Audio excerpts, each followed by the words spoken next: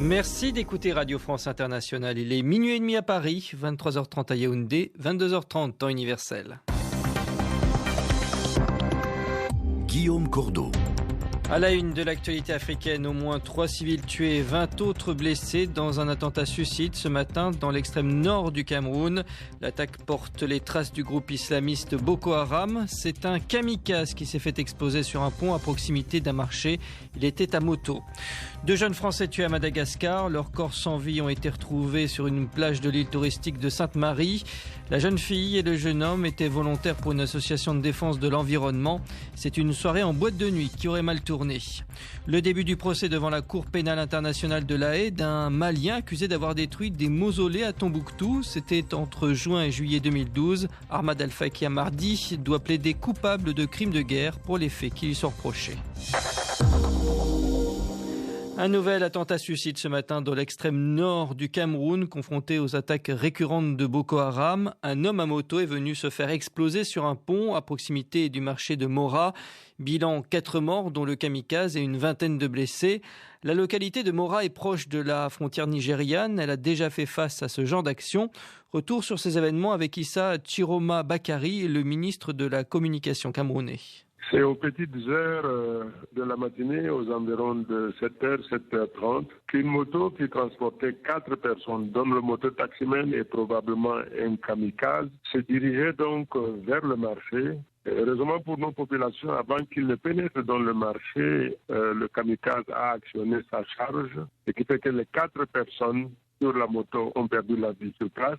Et malheureusement, il y a eu beaucoup de blessés, dont 6 graves qui ont été héliportés du lieu de l'attentat vers Maroua, où ils sont en train de recevoir un traitement. Et puis les autorités administratives, le préfet et tous les autres, donc, se sont rendus sur place pour sécuriser les lieux et mettre à la disposition des blessés et des victimes les premiers soins pour aller au plus pressé. Il n'y a pas l'ombre d'un doute que c'est l'œuvre de Boko Haram. Ces gens-là nous livrent cette guerre asymétrique. Ils savent que militairement, armée contre armée, ils ne peuvent plus. Maintenant, ils ont recours à cette pratique odieuse. Issa Chiroma Bakari, le ministre de la Communication camerounais, joint tout à l'heure par Fabrice Ouimo. Le groupe islamiste Boko Haram qui a également frappé dans le nord-est du Nigeria ce samedi dans un village près de Chibok où il a tué 10 personnes. Il a aussi kidnappé 13 femmes et enfants, un mode opératoire qui rappelle l'enlèvement des plus de 200 lycéennes par les extrémistes en 2014. Les agresseurs sont arrivés à la tombée de la nuit. Selon les habitants, ils ont ouvert le feu sur les villageois, pillant et brûlant leurs maisons avant de s'enfuir avec leurs otages. Les combattants étaient à moto. En 2014, ce village avait déjà été détruit par le même groupe. Très forte tension ce week-end à Butembo, la ville proche de Beni, dans l'est de la République démocratique du Congo. Les habitants disent avoir intercepté un minibus rempli de machettes, mais selon une source locale, il ne s'agissait que de paysans hutus avec des outils agricoles. La population de Butembo est persuadée que ce sont des rebelles liés aux ADF. Plus tard, des témoins parlent de coups de feu nourris et de jeunes en colère menaçant de manifester.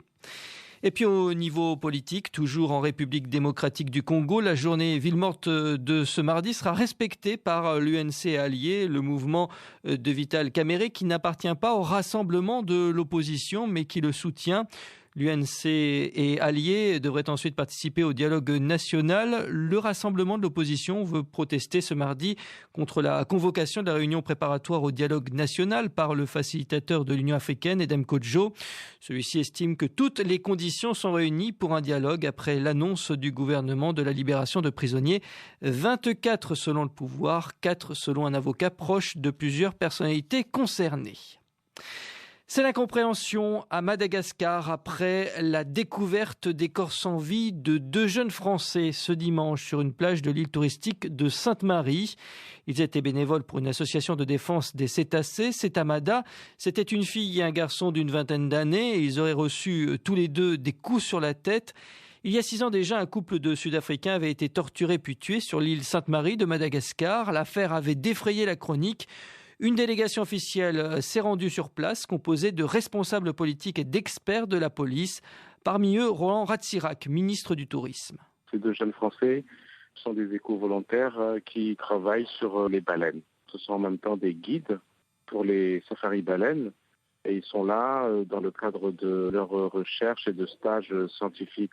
Il y a eu donc une sortie hier soir. C'est vraiment à la sortie de la boîte de nuit. Je sais qu'il y a eu un petit peu d'altercation à l'intérieur. Les témoignages sont là, plusieurs témoignages. Après la sortie, c'est à ce moment-là que l'agression a été faite. Donc c'est pas une agression, c'est une véritable barbarie qu'on leur a infligée. Et le gouvernement, à travers moi-même, condamne cet acte de barbarie. Maintenant, il faut laisser les enquêteurs faire leur travail. Ça reste une affaire condamnable, mais c'est un cas isolé. Parfois, il existe des agressions sur des étrangers qui sont un petit peu douteux.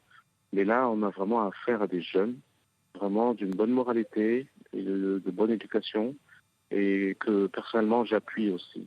Croyez-moi, on fait le maximum pour trouver les coupables. Et le maire de Lille a promis tout à l'heure d'assurer la sécurité de la population.